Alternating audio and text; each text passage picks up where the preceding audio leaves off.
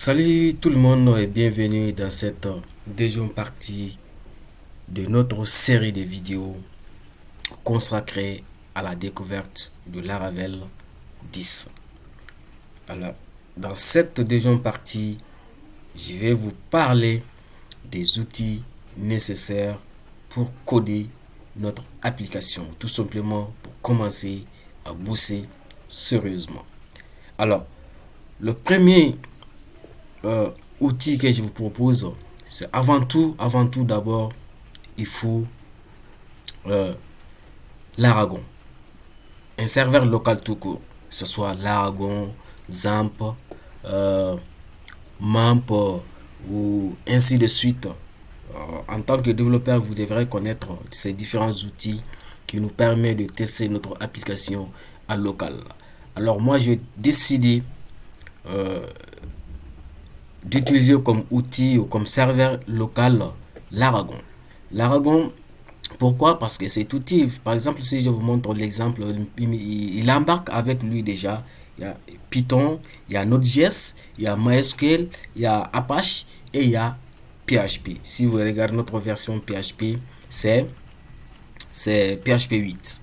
Alors que si on n'avait pas un outil de un serveur local, on ne pourra pas exécuter parce que Composer, pour d'abord installer Composer, il faut forcément une version de PHP installée sur la machine.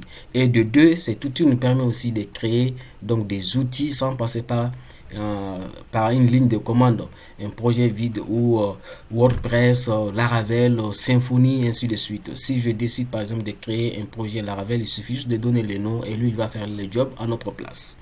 Alors, ça c'est le premier outil, il faut l'installer. Il y a deux manières, soit vous l'installez en full, c'est-à-dire toutes les fonctionnalités ou en version portable. Et une fois cet outil installé, donc vous allez voir une icône comme ça, l'Aragon. Donc vous cliquez dessus. Si je clique par exemple, voilà, j'ai déjà lancé, il va me dire stopper ou démarrer. Donc démarrer. Et pour tester que l'application est bien démarrée, il faut venir juste au localhost. Vous tapez, si vous tombez sur cette page, ça veut dire que votre serveur local est en marche. Le deuxième outil, c'est Composer. Pour ceux qui utilisent Windows comme moi, donc il suffit juste de cliquer sur ce lien qui va vous télécharger un petit fichier exécutable. Donc vous l'exécutez et pour vous assurer que l'installation s'est bien déroulée, il faut juste venir et taper par exemple Composer. Composer.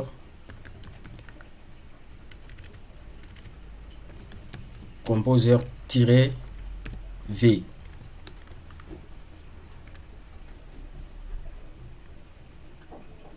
Et voilà, une fois que vous tapez la commande Composer-V, il vous donne la version.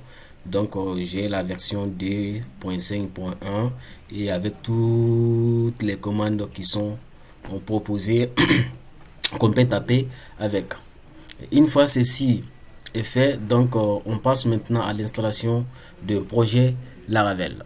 Et pour le faire, il faut aller sur le site officiel de Laravel. Vous cliquez sur installation, vous descendez. Donc il y a cette ligne de commande qui est Composer Create Project Laravel et le nom suivi du nom du projet. Je copie cette ligne de commande et je viens et ici j'ouvre un nouveau terminal déjà. Donc je copie-colle, je copie ici la ligne, donc le nom du projet. Et moi j'avais dit que nous allons partir sur la version 10 pour spécifier cette version. Alors pour éviter que ceux qui suivront cette formation, après que Laravel soit passé de la version 10 à une autre version, pour qu'ils puissent suivre la formation avec nous sans rencontrer des problèmes de dépendance ou de version, il faut juste mettre une égalité, deux points, la version 10 par exemple, et le nom de notre application. Moi, je décide de l'appeler par exemple Super Agence. Super